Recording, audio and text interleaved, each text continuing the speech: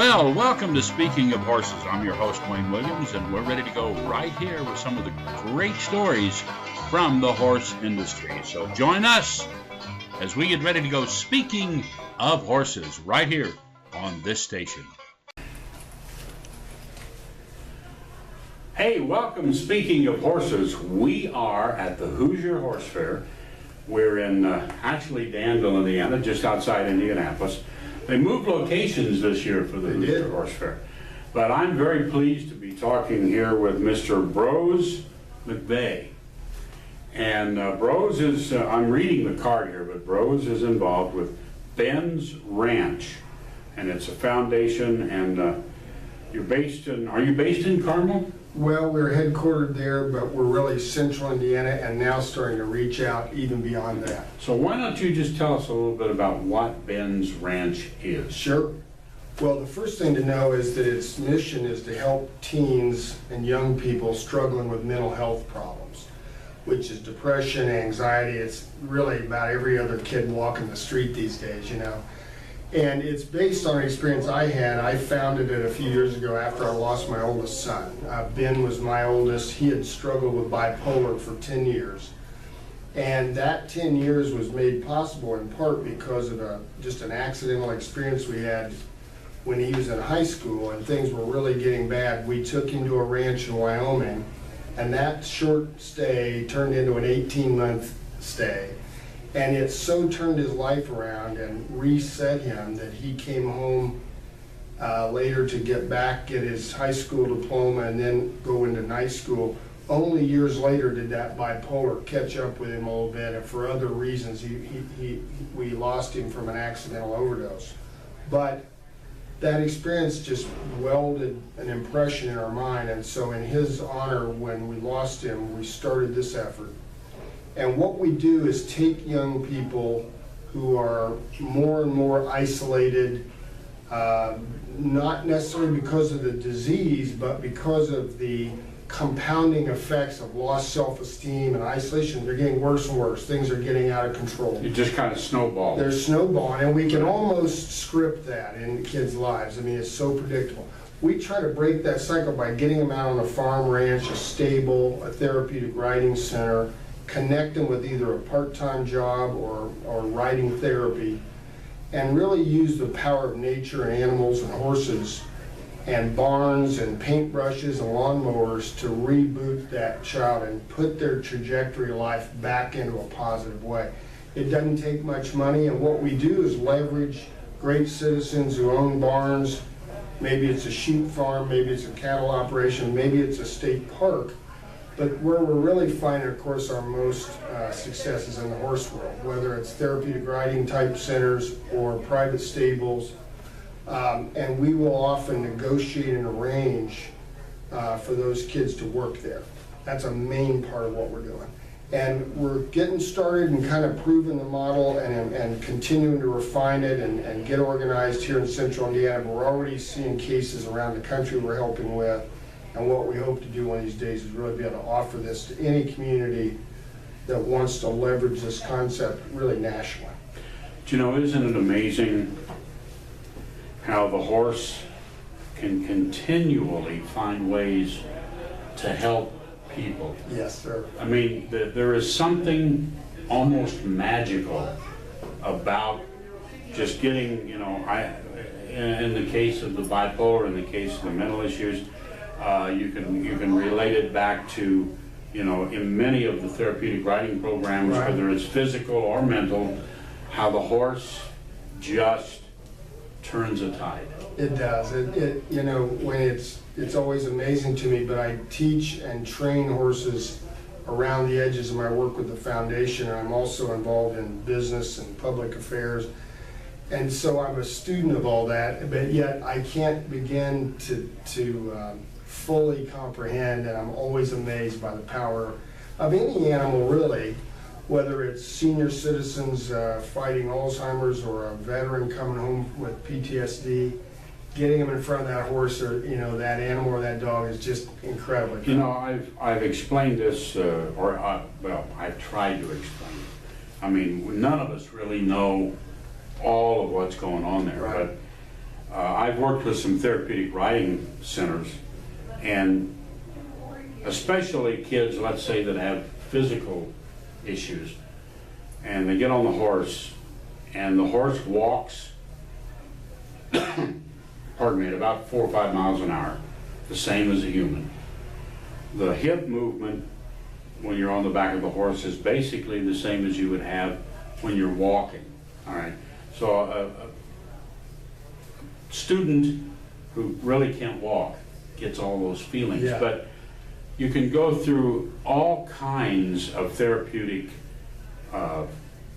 equipment, things in gyms, things in, Right. and they're all mechanical. When you get to the horse, it's the first therapy tool that can love you back. Yeah. And there's And it's something natural so and strange engaging. about that, but Yeah. so wonderful about it. You know, we partner with PATH International members and Right. GALA members, as well as private citizens all over.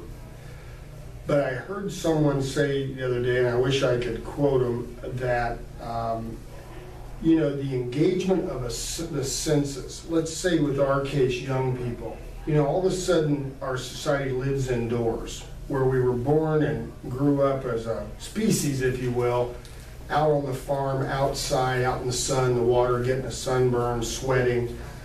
99% of our society never gets outdoors hardly. So when these kids get to engage a horse, not only is it fascinating to them and it turns their attention outward, but the interactivity with that living animal, especially one as sensitive and intuitive as a horse, it adds so many dimensions that it's grabbing and re-engaging kids that shut down emotionally and mentally in the absence.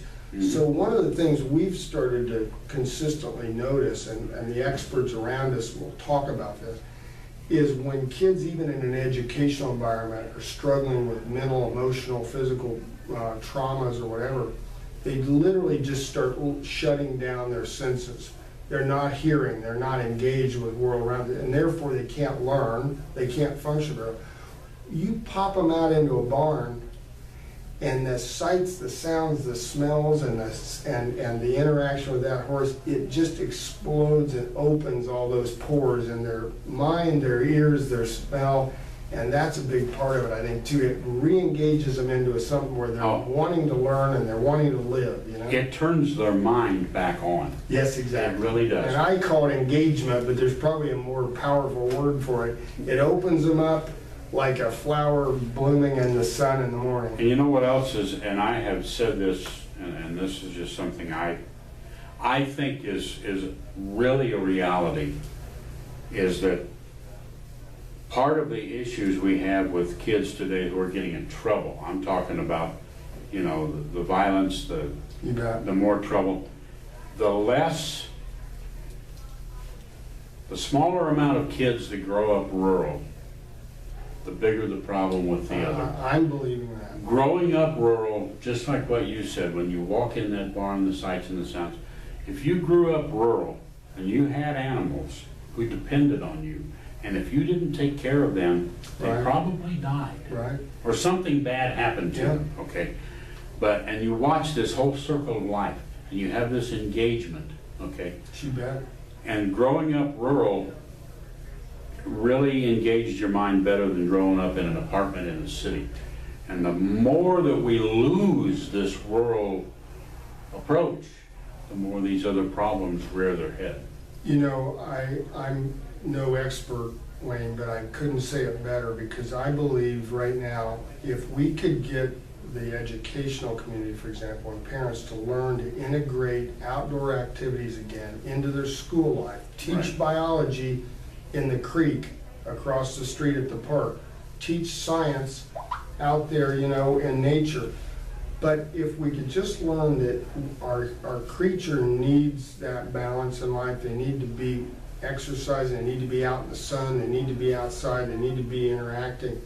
I think, we're seeing at Ben's Ranch Foundation an epidemic, because we read all the material, we hear the worst cases. And they say 1 in 5 young people, which kind of mirrors society, I think it's much higher, is now at some point in their life going to struggle with a serious mental health challenge, depression, anxiety, maybe trauma from home, eating disorders, or worse. I think it's getting worse, but if you think about it a minute, let's say you and I grew up in the suburbs, even in the 50s, 60s, 70s, whatever, 40s. We were also playing out in the dirt with our bicycle and our cars and our soldier boys. Now those kids are inside on a phone or on an Xbox. Right. So even the basics of going out in the back alley in small town America, even if you didn't grow up on a farm, Well, they're gone too. But see, I can relate to that. I was a kid riding my bike and playing in the 50s. Yeah. Okay. I'm a true baby boomer. I was born late 40s. Okay. As soon as my dad could get home from the Navy, Right. boom. Right. But you know, we'd come home from school in the 50s, and television was nothing, 3 channels. Right. Okay? And as Jeff Foxworthy would say, if the president was on, you're done. Okay? Yeah. Because that's all 3 channels. Yeah. So when you came home, my mother would say, you got homework? Yep. Okay. Do your homework. So you do your homework, and then she'd say, well, we're still an hour or 2 from dinner. So You're go outside. play. You're going to go So play. you went outside and you invented the games, That's right. you did whatever, okay? That's right. But you were part. And I actually think, and this is something I'm not an expert, but, you know, we are now where you see the TV commercials, you spray the Lysol on the piano keys because there's germs. Yeah. Hey, when you grew up outside, you got exposed to a lot of things. Sure. You know, I mean, I don't know how much dirt I wound up eating in my life, but a lot. Wouldn't hurt. But the thing is, your body built the immunities. Right. Now that we're inside, we're spraying everything with Lysol and we're doing all this, our bodies, we're going to be sicker. We're also Rather not than- doing physical anything, so our Right. bodies are weaker, they're less able to be in balance. I want to mention too something you reminded me of. I think that to take this to an extreme, even as we get to the point where the average yard in a suburban American home, a healthy, full, intact family, is shrinking, Mom can't even get us out there to mow the yard anymore. Well, thanks for joining us, and let's support Ben's Ranch at bensranch.org. Thank you.